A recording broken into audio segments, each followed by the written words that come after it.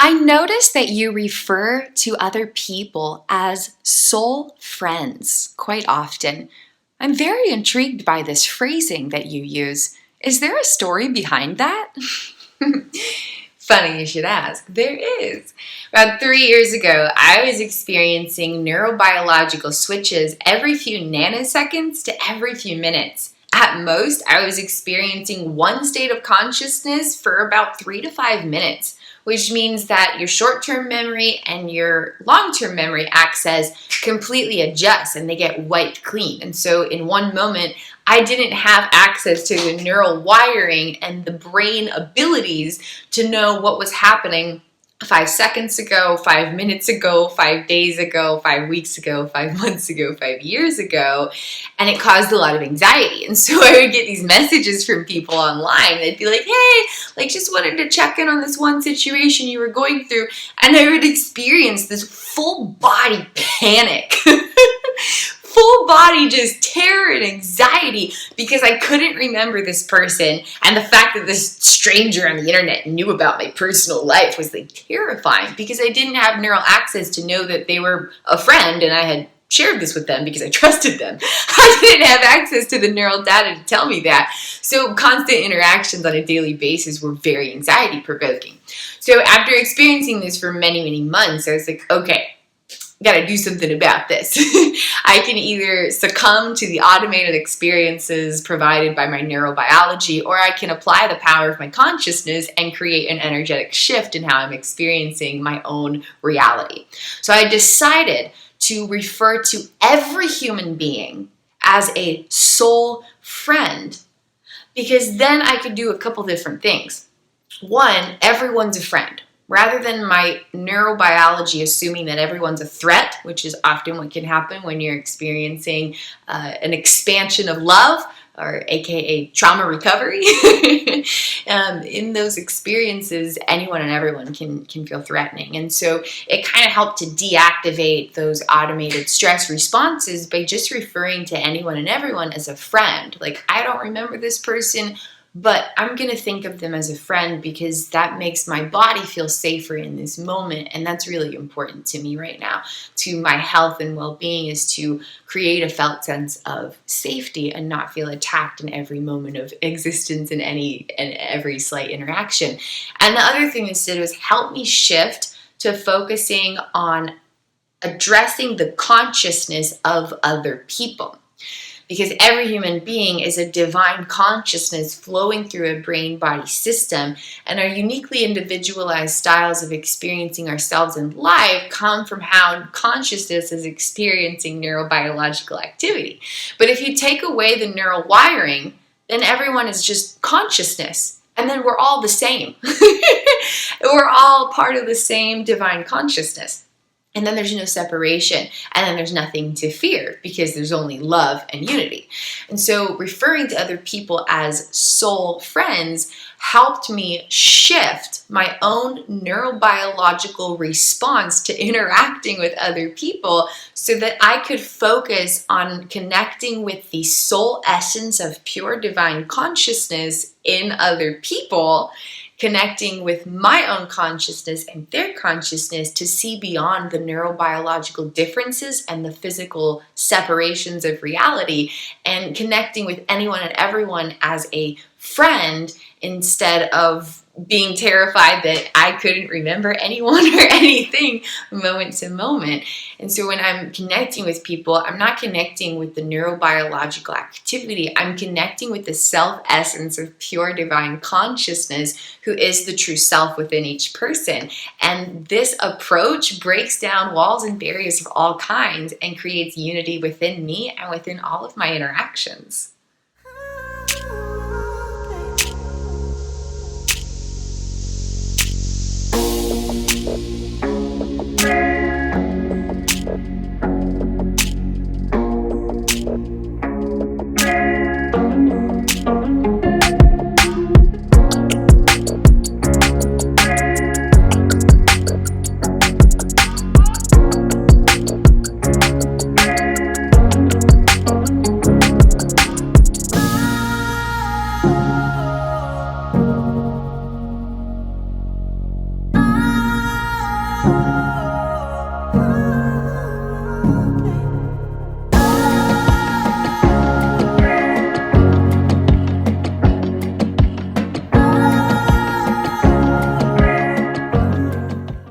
I'm here today with Kristin Windsor, who just completed a 4-year case study after many, many years of implicit health challenges that were ineffectively addressed by medical professionals across multiple states.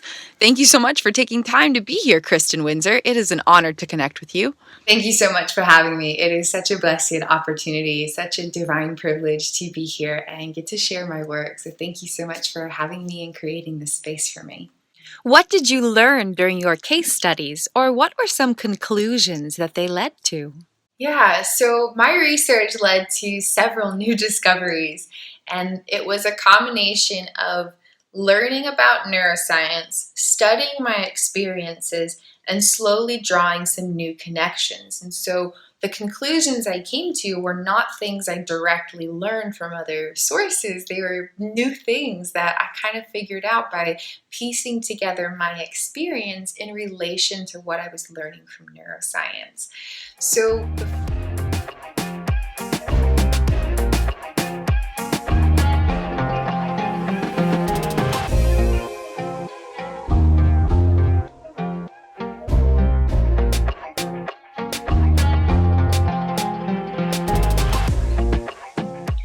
my 16th discovery, thesis statement, or conclusion from my work is that individuals have the power to heal their own attachment systems by becoming hooked on themselves.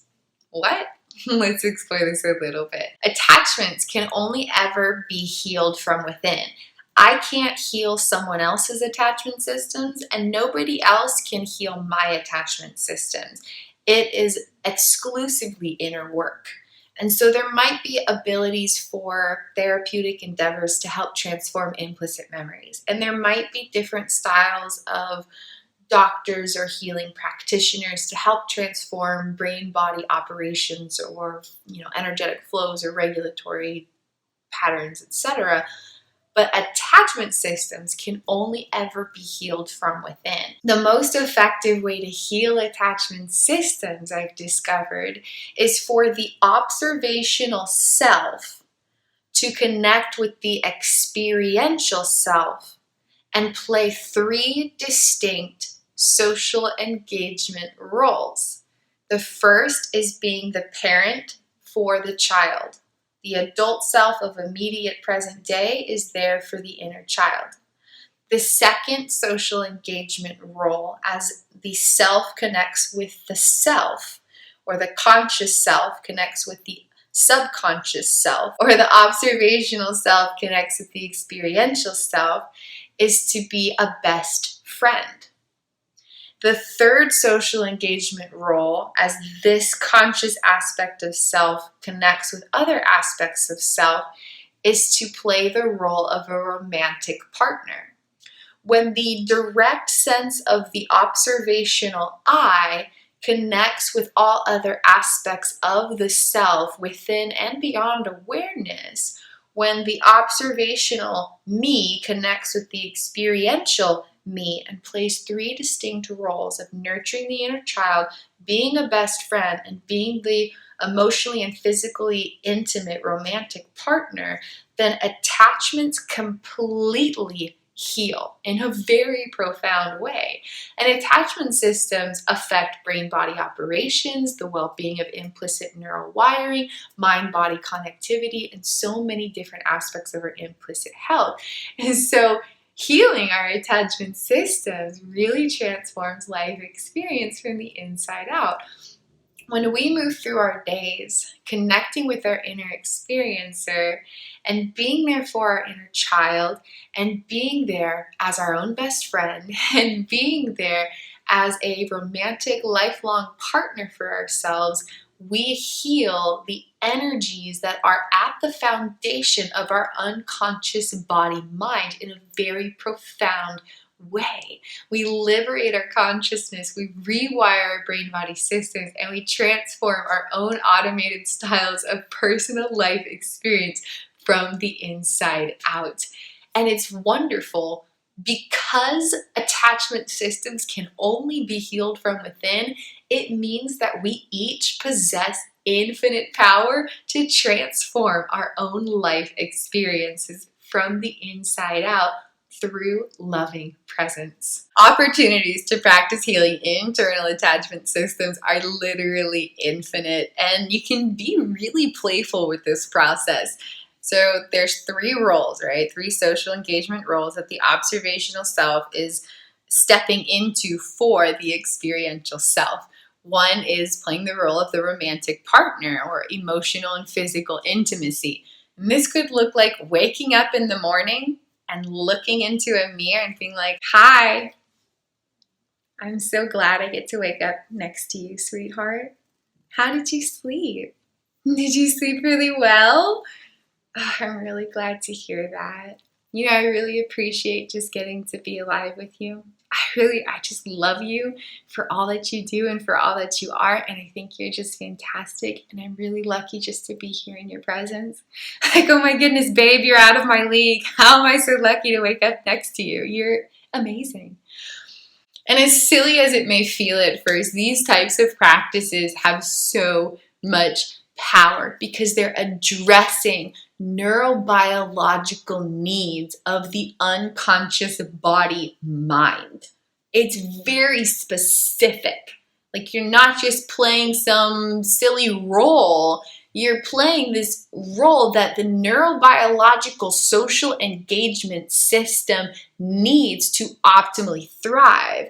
But most of the time, people rely on other people to fill these roles and to meet these needs. And that's why implicit health suffers unnecessarily across the globe. But when we can get creative and play these roles for ourselves in whatever way that looks like for us, meeting ourselves where we're at with what we're comfortable with, what we feel is appropriate for our personal healing journey, where we're at, we can have a lot more power within our health because we're meeting these needs that are just innate to the human experience, but they're not dependent on external circumstances or other people. And when we have greater implicit health, then all avenues of life improve. Our connectivity and communication and connection with other people improves when we are meeting our attachment needs for ourselves. So even if there's 2 people who are life partners, if this person treats themselves like a life partner and this person treats themselves like a life partner, then this life partnership is going to be so much better in every single way. Intimacy will improve, connection will improve, communication will improve. Everything will get better when this person is their own life partner and this person is their own life partner. And then from that space of self-love, then they love each other. Everything will improve on every level because the neurobiological applications of consciousness are operating from a space of greater health and well-being. And the second role is playing a best friend. And so that might look like going to work and imagining that you're working with your best friend or you're observing your best friend at their place of work. Then it's not just I'm here and I'm working and I have to work. It's I'm here and I'm with my best friend and I get to hang out with this incredible human being while they express their amazing talents and contribute to the world. This is awesome. Just that very simple, energetic shift can amplify everything from internal health to external experience. The third role is playing a parent to our inner child, and that might look like taking care of needs. Like when you go and get lunch, it's not, I'm going to get myself some lunch. It's, hey, inner child, I want to make sure that you feel seen and loved and taken care of and supported today. I respect you so much and I just want to make sure that you get all the nutrients you need to really make sure you can thrive because you deserve to thrive. And then you go to get lunch for your inner child. And in this process, It's only an internal energetic shift of focus. That's all that's happening. What you're actually physically doing does not change. It's only an internal shift of energetic focus through intention and attention. That's where our power is.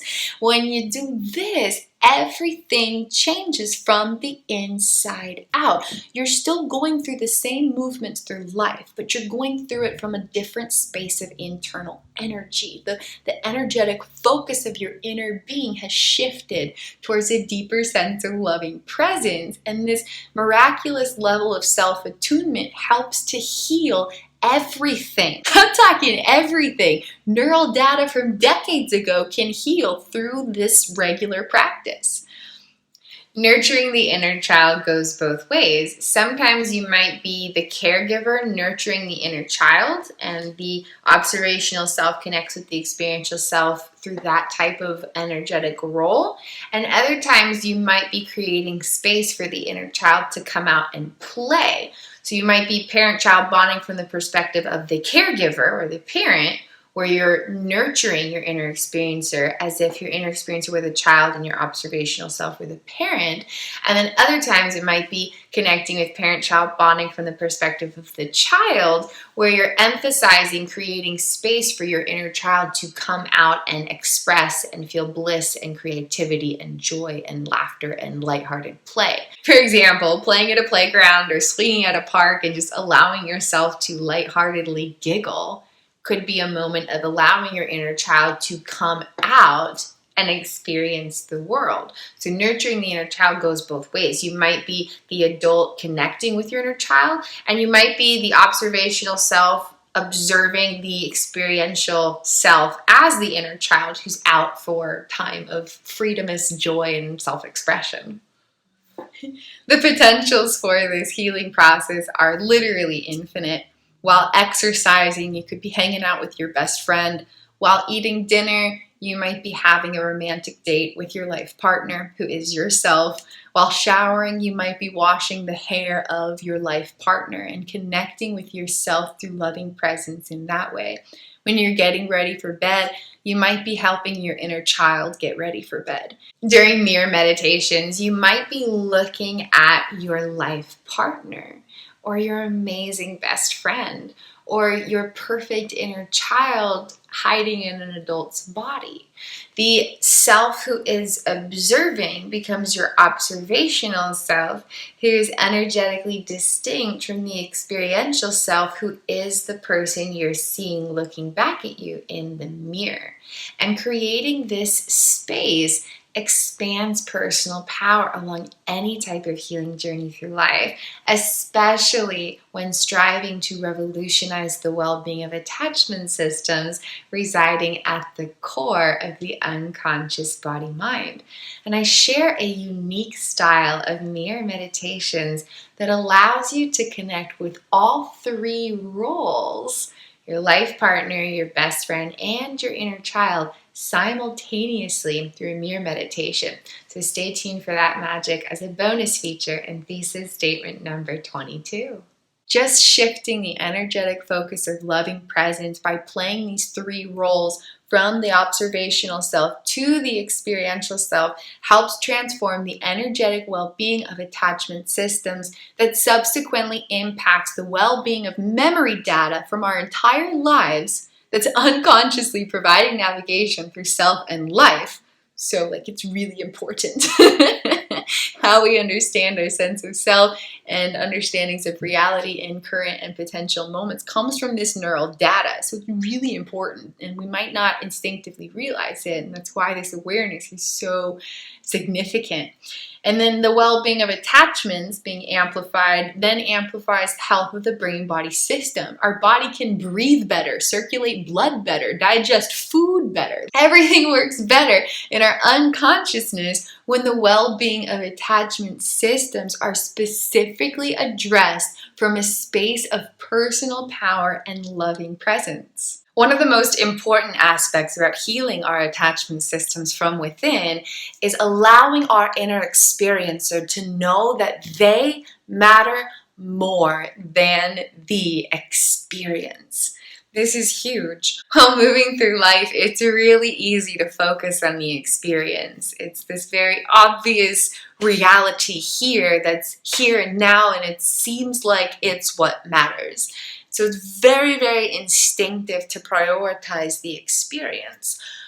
But we can produce very profound depths of healing by helping our parts of consciousness know that them within experience is what matters. It's very subtle, but very, very powerful to shift the energetic focus of our inner reality in this way. When we step into these 3 social engagement roles to help heal our attachment systems, we create space to help our inner experiencer know that they matter more than the experience, that our parts of consciousness or our self-essence within experience is the top priority.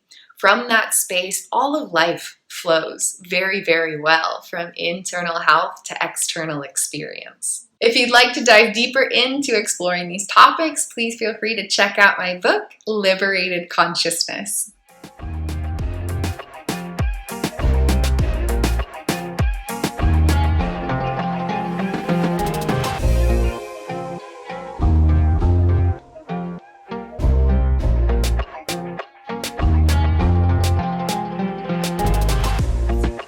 My 17th thesis explores implicit memories. Specifically, my 17th thesis statement is that sudden, strong, or persistent or consistent sensations create new implicit emotional memory data, and brand new implicit procedural memories are created through repetition, but specifically 2 hours of one continued experience has the power to create a brand new body memory. So I'd like to explore this. So basically, for 3 years, I could only create new implicit memories. I couldn't create explicit memories. And as terrifying and challenging as this was, it presented a radically revolutionary opportunity to explore what implicit memories really are and how they function and how they operate and how they're generated and how they ignite and contribute to conversations of consciousness and what impacts them and how their sculpting impacts unfoldings of experience. And so I had this really profound opportunity to explore implicit memories from a brand new angle. And what I was discovering was like this really miraculous combination of things, because it wasn't just the research and it wasn't just experience. It was this really profound space of combining research and experience to gain new knowledge and greater depths of understanding on this really important topic that affects all of humanity in every moment of every day. So the first thing I started to notice was that I could remember individual sensations of moments when they held sudden, strong, or consistent sensations, because that held power to generate a new implicit emotional memory, one of the only types of memories I was able to create. So while moving through life, for example, you might be able to remember, yesterday I woke up, I did this, and then I did this, and then I did this, and then I went to bed. I couldn't remember that kind of stuff. That's explicit autobiographical information. And for 3 years, my brain was not allowing for the generation of that memory data within my brain-body systems. So I couldn't get to that. There was no continuity between days or even moments. I would be in a moment and I would have no idea who I was or where I was or what I was doing 5 seconds or 5 minutes ago, much less 5 hours or 5 days ago. There was no continuity between unfolding moments, and there was no continuity between days. I was experiencing switches every few nanoseconds to every few minutes, which means that if all this neural data, right? And all these different regions of neural data weren't connecting in my brain and my body. And so I would go from here to here every few nanoseconds or milliseconds. At most, it would be like 5 minutes where I could stay in one region of neural data and experience one fluid sense of personal experience at a time. And then it would just switch, and I would suddenly have a brand new train of thought, a brand new sensation of who I was, a brand new feelings, a brand new self-orientation, because the neural data ignitions were suddenly changing and these regions didn't have connectivity. My whole reality was constantly adjusting itself unconsciously. So moments and days held no continuity. So even though I couldn't remember explicit autobiographical information in any capacity, I was able to remember specific sensations.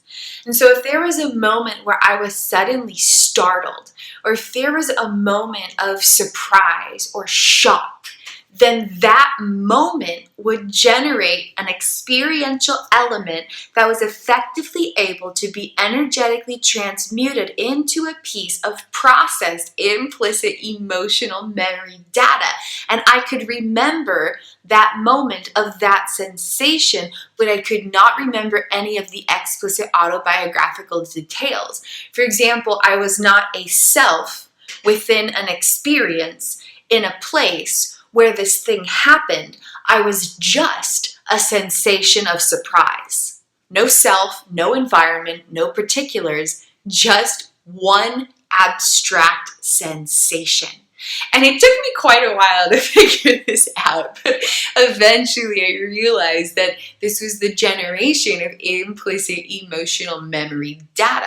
And so even though I couldn't get to the traditional explicit memory details, my brain and my body simply were not processing and generating that information for 3 years. I was able to effectively generate implicit emotional memory data. Once I figured this out, I explored it further. I wanted to remember moments really intensely. Memories are very imperative to our sense of sanity. Without access to processed memories, we cannot get to a solidified sense of self or a persistently consistent solidification of reality. Memory data is what enables those events to unconsciously transpire throughout our neurophysiological applications of consciousness. Lacking that access to processed memory data reduces abilities for experiencing the gift of sanity. So once I played with this, it's like, okay, so how can I stimulate the generation of new implicit emotional memories? Because I can remember moments if there's strong, sudden, or consistent emotional sensations or feelings-based sensations. And so that became a part of my daily practices, was striving to stimulate sudden, strong, or consistent sensations. And this was where I discovered that fulfilling attachment needs, especially by generating the emotional sensations of having these specific needs met, a feeling of being loved, a feeling of being seen, a feeling of feeling safe, a feeling of being supported, a feeling of embrace and respect. When emotional sensations are stimulated in relation to attachment needs, they have the power to stimulate implicit emotional memory data that holds the potential to not only amplify the well-being of neural connectivity in the new moments, but actually holds the potential to transform past implicit data, because that data is being activated in every moment and every activation rewires it. So part of my 17th thesis statement is that sudden, strong, or consistent sensations produce new implicit emotional memory data within our unconscious body-mind.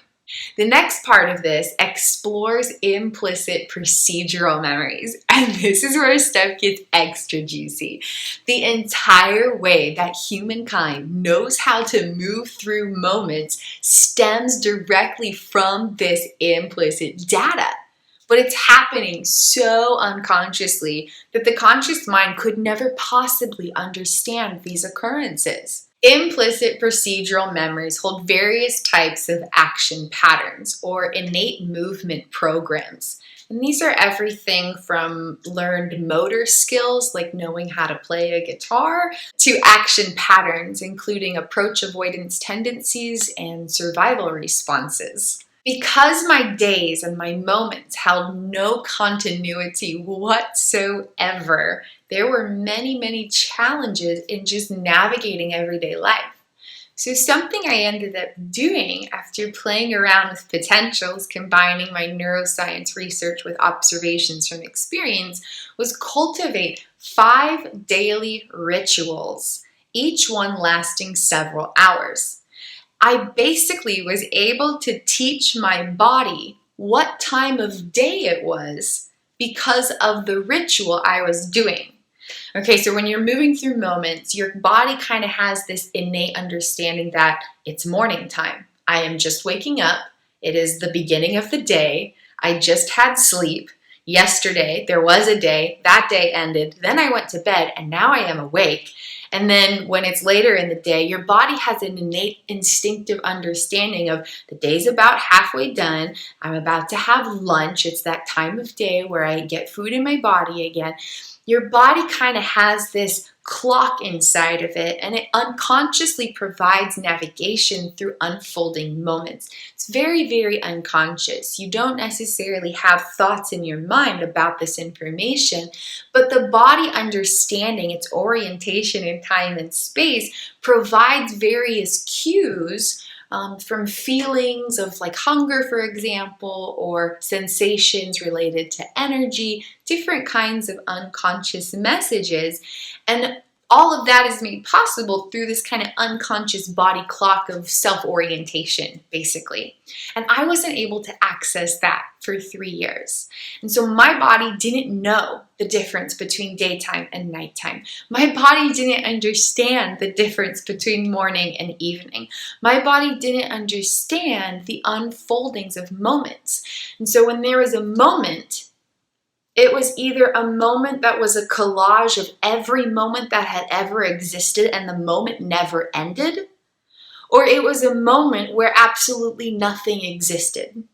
And it was very unique experiences of dissociation because my body was surviving incomprehensibly severe traumatic stress and coping in a very miraculous evolutionary way.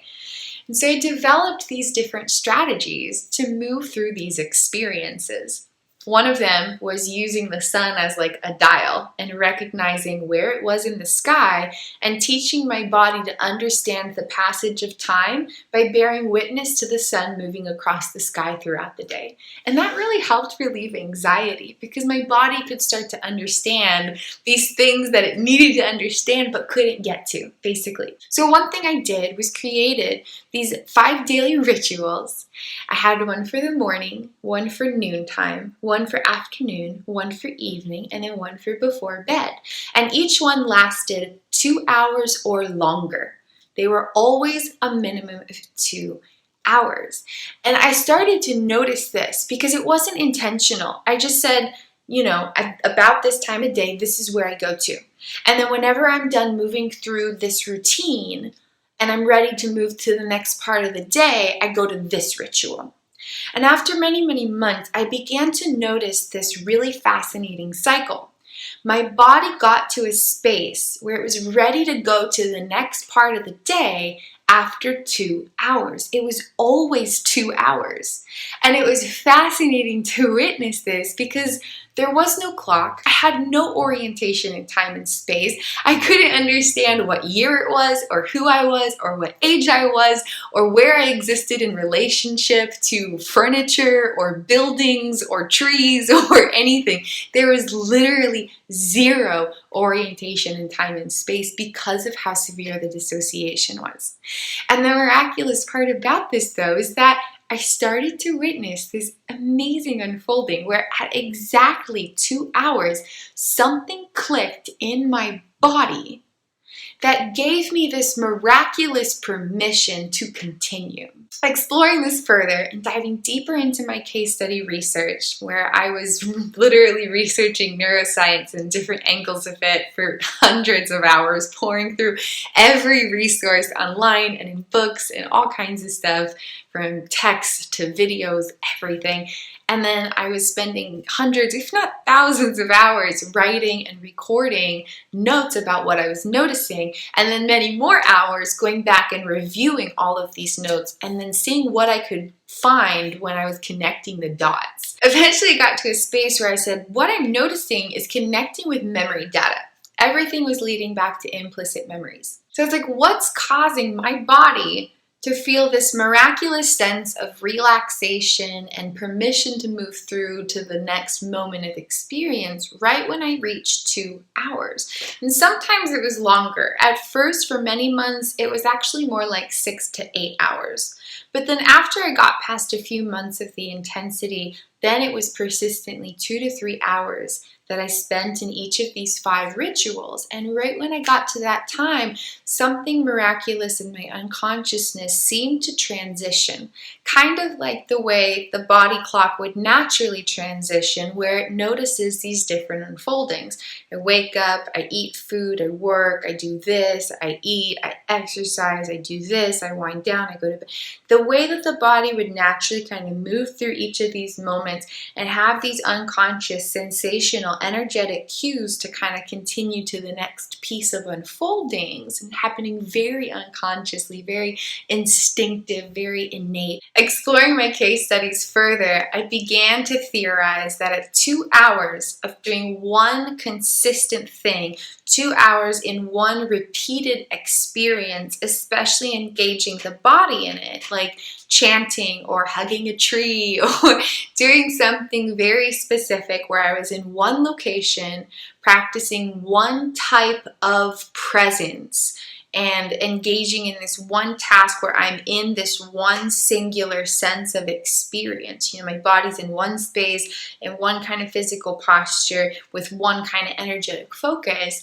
2 hours seemed to be the marker where there was a new implicit procedural memory being created. There are 2 categories of implicit procedural memories: learned motor skills and innate movement programs or action patterns. Within innate movement programs or action patterns, there's approach avoidance tendencies and survival responses. How is this implicit procedural memory data created? How does this aspect of neural wiring come into existence? One example of a learned motor skill is learning to ride a bicycle or learning to play an instrument. You move your body in a certain way over and over and over again, consciously repeating certain styles of unconscious bodily movement. You're riding a bike, your hands are on the handlebars, you're learning to balance, you're learning to pedal, you're learning to orient in time and space quicker than if you're walking because you're moving this bicycle, right? So there's all these different elements of bodily engagement, and you consciously practice that style of unconscious bodily movement again and again and again until it becomes instinctive or automatic. Similar with learning an instrument. You're playing the violin or you're playing the guitar, whatever it might be, you're holding an instrument with your body in a certain way, and you're moving your fingers, for example, in a certain way. If you're playing the violin, you've got these fingers up here and this is doing the bow, and if you're playing guitar, this one's strumming and here you got different kinds of chords and stuff going on, or maybe you're finger picking. Okay, so you've got an instrument and then you're moving your body in a very specific way, and you consciously practice moving your unconscious body in a certain way over and over and over again until it becomes something you can get to very quickly, and you don't have to consciously say, okay, this finger goes here, this one goes here, this goes here, that's a G chord, and then I strum, strum, strum, strum, strum. And there's all this conscious effort, but then eventually it's da da da da, and you just do it automatically, okay? And that's because consciousness gradually, intentionally created new implicit procedural memory data of a learned motor skill. And once that data was created through repetition, then that wiring allowed consciousness to engage those neurobiological programs, or that wiring of neural data, and it became an automatic ability. Okay, but the automatic ability came down the road from all of this repetitious practice where the conscious self moved the unconscious body in a certain way. So that's how learned motor skills can be created within implicit procedural memory data. But how are innate movement programs or approach avoidance tendencies created within implicit procedural memory wiring? That data is much more abstract than a learned motor skill. You don't consciously tell your unconscious body to move in a certain way and it creates data. That's not necessarily the process of this. It's actually much more unconscious, automatic, and energetically abstract. And it actually has to do with the well-being of attachment systems through automated interpretations of experiential elements. When there are moments of attachment need fulfillment, for example, then whatever elements are gathered in those moments come in and get housed within implicit procedural memory wiring and create an approach tendency towards that thing. For example, let's say you went to theme parks a lot as a child and you loved being at these theme parks, and every single time you went, it was a positive experience. Every time you went to these theme parks and rode roller coasters or whatever they had, you felt loved and you felt celebrated and seen, and you felt safe and secure, protected and provided for. You felt supported and connected, and a sense of closeness and community with yourself or whoever you were with, and you felt respected and embraced, and like there was an opportunity to freely be yourself every time you went to a theme park. Then throughout life, there's going to be a natural inclination to want to go to theme parks and to have an instinctive ability to personally enjoy them. However, if you went to theme parks as a child and every single time you went, something happened where you didn't feel safe and you didn't feel seen and you didn't feel supported and you didn't feel respected. Like maybe you're in line and someone spits on you and you go on this roller coaster and the thing's not strapped in tightly, and the whole time you're on the ride you feel like you're gonna fall and die. And there's all these things that happen. So every time you go to a theme park, something comes up and there's an attachment need that's not fulfilled. Then throughout your life, you're not going to have much of a desire to go to theme parks, because implicit procedural memory data carries an avoidance tendencies in relationship to that type of vibrational signal or experiential element. So experiential elements are processed and stored in relation to attachment well-being. When there's fulfillment of attachment needs, then the unconscious body-mind decides that approaching that thing helps meet attachment needs. And you'll experience a natural inclination to want to move towards that. So remember, implicit procedural memory data affects decision-making tendencies, unconsciously dictating at least 80% of how we move through moments and have those moment-by-moment decision-making processes. Moments of severely unmet internal attachment needs can stimulate survival responses within innate movement programs of implicit procedural memory wirings. This can affect different types of muscle tension patterns or unconscious regulation, such as autonomic dysregulation. There can be a lot of different things unconsciously impacted by this. So you've got this kind of conceptualization of different types of memories. Okay, there's explicit and implicit. Implicit are all unconscious. Within implicit memories, you have emotional memories and procedural memories. Within procedural memories, you have learned motor skills, approach avoidance tendencies, and survival responses. The survival responses and approach avoidance tendencies create a category that can be described as innate movement programs or action patterns. This memory data is most likely to hold pain from past experiences. Learning how to rewire implicit procedural memory data carrying innate movement programs or action patterns holds so many healing potentials to transform any type of implicit battle. Whether it's a type of automated style of decision-making tendencies or an automated style of bodily response like muscle tension patterns or nervous system dysregulation, learning to rewire implicit procedural memory data carrying action patterns or innate movement programs holds the most powerful healing potentials imaginable. This led me to create something called implicit transformation. It's a multi-step process for self-healing. And I wrote a book draft about this, and one day I'll publish it, so stay tuned for that magic.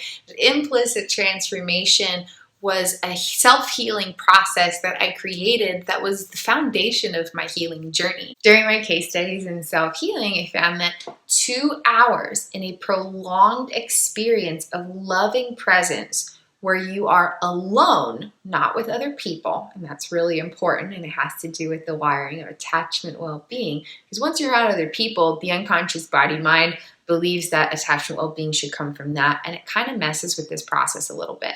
So when a person spends 2 hours alone in a singular experience of loving presence, where they're lovingly connecting with their experiential self, and they're in grounded presence in their body in the present moment, this stimulates new implicit procedural memory data that radically revolutionizes health within the unconscious body-mind. When you're in a singular moment for a minimum of 2 hours, you're lovingly connecting with yourself, you're grounded in the present moment, and you're fulfilling your own attachment needs through self-love, and you're just you here and now in love, and you're you here and now in love, and you're you here and now in loving presence. That creates new implicit procedural memory data, and that can gradually transform past data because every nanosecond activates that data, and every activation automatically rewires it. So creating new implicit procedural memories transforms the way the unconscious body-mind flows and regulates and knows how to move through unfolding moments, and creates new opportunities to have improved abilities to make decisions in everyday life, and simultaneously it can gradually help rewire past data that may be disrupting unconscious navigation within identity or experience. Because the unconscious body-mind does learn through repetition, repeating these experiences of loving presence for 2 hours or longer, where you're doing one thing connected with yourself with a profound level of loving presence, can gradually cultivate change in the entire unconscious body-mind. You're literally retraining your body how to understand and navigate its own existence. It is so profound and so dynamically, divinely powerful. Another way to perceive this process is that you're teaching your unconscious body-mind to approach its own loving presence and to avoid anything that would disrupt loving presence. When we automatically move through our life, a lot of times our minds will be other places, and our minds are busy doing this other stuff. We're not necessarily fully present with our body, or our body won't be fully grounded in the moment, or we won't be fully connected with our own experiential self or inner aspects of who we are. And that has to do with the way that neural data is navigating life unconsciously. So when we transform implicit procedural memory data, we're gradually reprogramming our body to approach its own presence and our consciousness to approach its own love. It's very, very extraordinary to experience.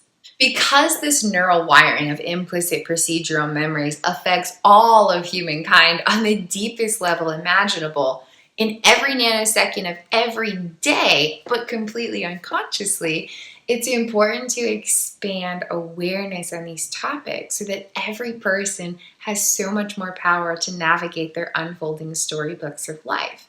When we can improve the content and the connectivity of our neural wiring. Consciousness has more power to move through life in a way that allows optimal thrival and not just survival.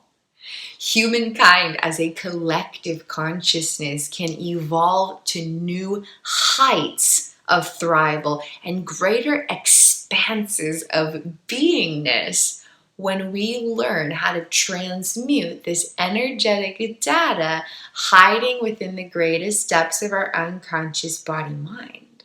When automated styles of decision-making tendencies and abilities stem from a place of loving presence because of how fulfilled attachment needs enable positive content and integrative connectivity throughout neural data, humankind will experience a greater depth of the kindness that is at the core of humankind.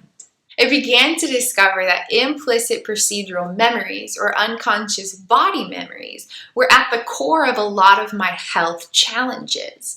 And when I created a new implicit procedural memory or a new body memory, it held the power to transmute past body memories, creating implicit health challenges. So I couldn't create new explicit conscious memories, but I could create new implicit body memories. Another part of this was realizing that even though my mind could not get to any piece of what was happening, my body was recording every single moment of my life. And this continues to be a profound piece of knowledge because our minds are going to forget what we did, like today, for example. Like a week from now, I'm not going to remember the details of what I did today. A month from now, I'm not going to remember the details of what I did today. A year from now, I'm definitely not going to remember the details of what I did today. But even 10 years down the line, my body is going to remember how I moved through every moment of today. So even though the mind doesn't remember the explicit details, the body always, always, always, always remembers every single implicit detail. And so, for example, you're tying your shoes. Your mind is not going to remember, I tied my shoes yesterday. It's not going to be something worth keeping in that explicit catalog of neural data. It's not something that's going to stick in the explicit autobiographical particulars of information accessible through the conscious mind. But the body will remember the energetic engagement of that activity.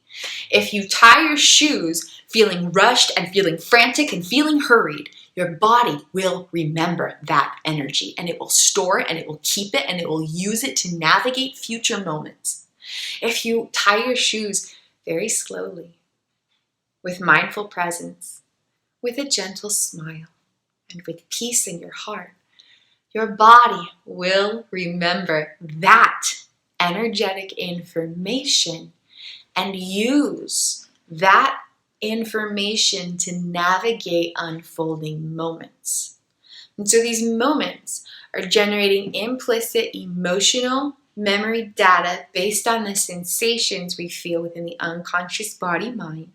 And every moment's generating a new implicit procedural memory data based on how our body is moving through unfolding moments. Keeping this in mind provides infinite power along any type of healing journey through life. While driving, for example, if we're feeling rushed and frantic, we are teaching our body to feel rushed and frantic. If we breathe deeply and relax into our experience, we are teaching our body to breathe deeply and relax into experiences in the future. Because memories are how we navigate our moments. Every moment generates new implicit memory data, and every moment is activating that implicit memory data.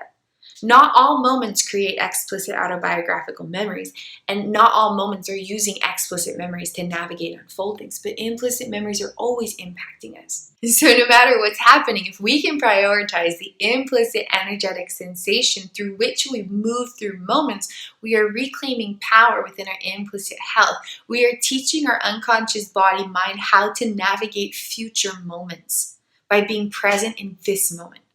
Loving presence here transforms implicit health. So our body has new movement programs, new action patterns to more effectively navigate the moments that haven't even come yet. The second piece of my 17th thesis statement is that 2 hours or more of one prolonged personal experience of grounded presence through profound mindfulness and loving self-connection, where you're alone and fulfilling attachment needs for parts of consciousness through self-love.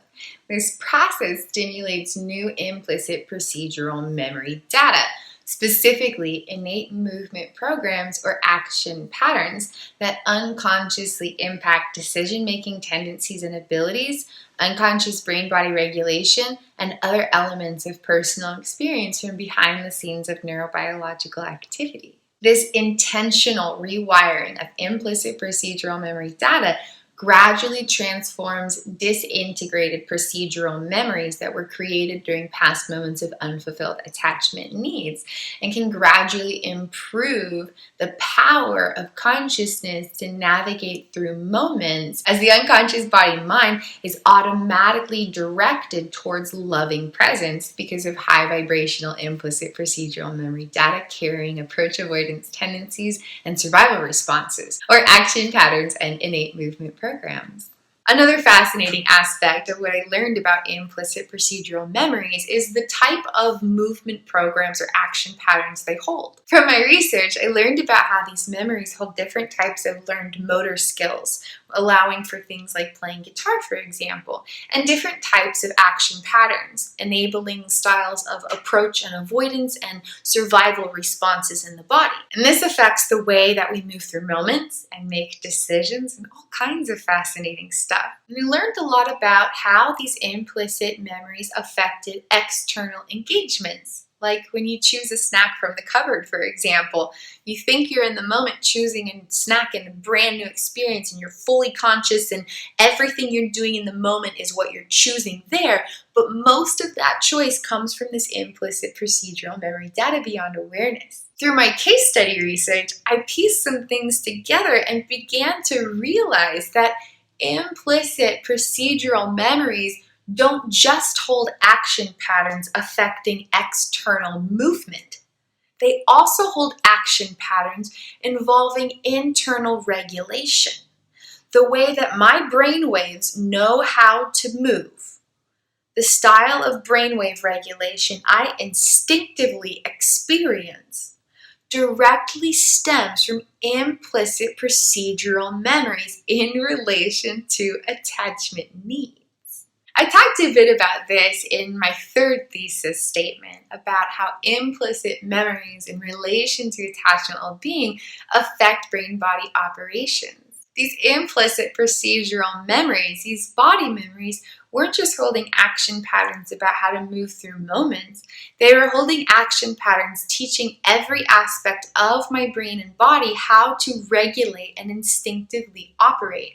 So in the process of creating new implicit body memories with specified intentionality, I was simultaneously reprogramming my autonomic nervous system, my brain waves, a variety of internal activity stemming from a space of extraordinary unconsciousness. Like, you can't go in and just be like, hey, heart, can you beat a little slower? Hey, brainwaves, can you be a little more regulated? Like, you can't get there. You can't just go there consciously. And so the process of creating new implicit body memories, these implicit procedural memories, the deepest, most unconscious type of memory data, this process of creating them intentionally was a way to directly reprogram integrative patterns of my brain and regulatory protocols of my body. So I couldn't get to explicit autobiographical information, but I could reprogram the implicit neural data, completely dictating how my body knew how to move through unfolding moments. It was fascinating to explore implicit body memories from this unique perspective, where it was one of the only types of memories I could create. I discovered the power of repeating moments. When I found a beautiful moment, and I continually stepped into that moment and stepped out of it and stepped back in and stepped out of it and stepped back in and kept repeating the exact same moment, I was able to create a new memory where I wasn't normally able to create any kinds of memories. I share play prompts like this in my Healing into Happiness playbook.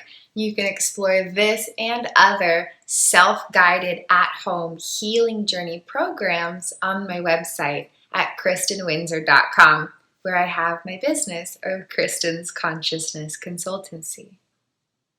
Long story short, my 17th thesis is that A, sudden, strong, or consistent emotions or sensations or feelings stimulate new implicit emotional memories unconsciously, and B, 2 hours or more of one type of personal experience unconsciously generates new implicit procedural memory data, especially an innate movement program. Applying this insight and having 2 hours or more of one type of personal experience that prioritizes loving presence, where you're grounded in the present moment in your body, lovingly connected with yourself, and fulfilling your own attachment needs through self-love without engagement with other people, this creates new implicit procedural memory data that can empower health within the greatest depths of the unconscious body-mind. When this practice stimulates powerful sensations of loving connection and fulfilled attachment needs, this practice can also stimulate the generation of new implicit emotional memories. And not only does this create new memory data, but it also gradually rewires past entail, because every nanosecond activates it, and with each ignition, that neural wiring is automatically reconstructed. The well-being of implicit memories are infinitely important because every nanosecond creates new implicit memory data, and every nanosecond uses memory and every nanosecond uses implicit memory data to navigate the unfoldings of personal realities. I look forward to sharing more about these insights in a book I've written called Implicit Transformation that will be published one day after Liberated Consciousness has been published and released.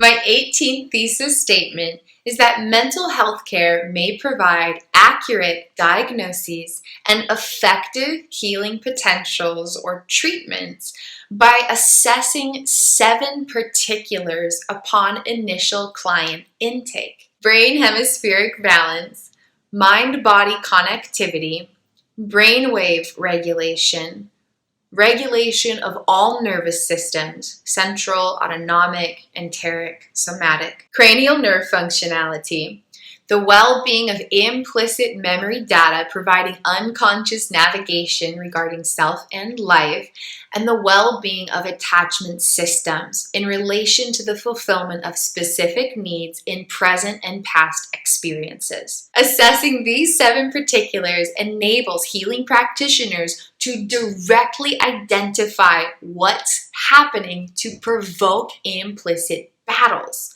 And then there may be accurate diagnoses and effective healing modalities, where every person knows exactly what's causing their experience and exactly how to heal it. I am so grateful for the mental health care system. It is absolutely beautiful that humankind has evolved to a space of recognizing that mental health is something that exists.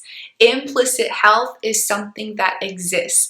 The way that we experience our thoughts and our feelings and our relational connectivity with ourselves and other people and action patterns or types of behaviors, these are all aspects of our health that matter. And it's beautiful that humankind is at an evolutionary point of acknowledging these implicit realities. Once upon a time, this wasn't acknowledged. It wasn't respectfully attuned with. So I'm very thankful that humankind has evolved to this space.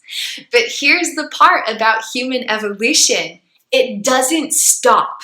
It keeps going. We are now at a point in our human expansion that we are ready to evolve to the next level. Even just in the past decade or two, neuroscience has produced profound breakthroughs, and this information ignites a brand new transformation into greater implicit health. The mental health care system is at a point of revolutionarily evolving. The evolution revolution, where it understands the neuroscience of the unconscious mind and is effectively able to describe and provide healing potentials for any and every type of battle. Here's the cold, hard truth. I was able to discover the neuroscience of every battle I was experiencing and produce complete healing resolution of dozens of implicit challenges in just 3 years, even while experiencing constant and severe dissociation. Right now, there is a global healthcare system with billions of dollars flowing through it. And I know for a fact that if I can evolve to the healing potentials I have achieved, then the healthcare system can too. There is absolutely no reason that mental health care cannot provide accurate diagnoses and effective healing potentials for any and every type of struggle. I'm very grateful that the mental health care exists now as it does. It was an absolutely necessary stepping stone in our human evolution. But we are now at a point where we're ready to continue evolving. The mental health care system as we know it will not exist a few years from now, because neuroscience is revolutionizing understandings of the unconscious mind and body. And when we understand where experience comes from, then we can understand what creates unique experiences like dissociation, psychosis, hearing voices, having obsessions or compulsions, and dozens of other health challenges experienced across the globe. Once we understand where experience comes from, then we can understand what disrupts these experiences.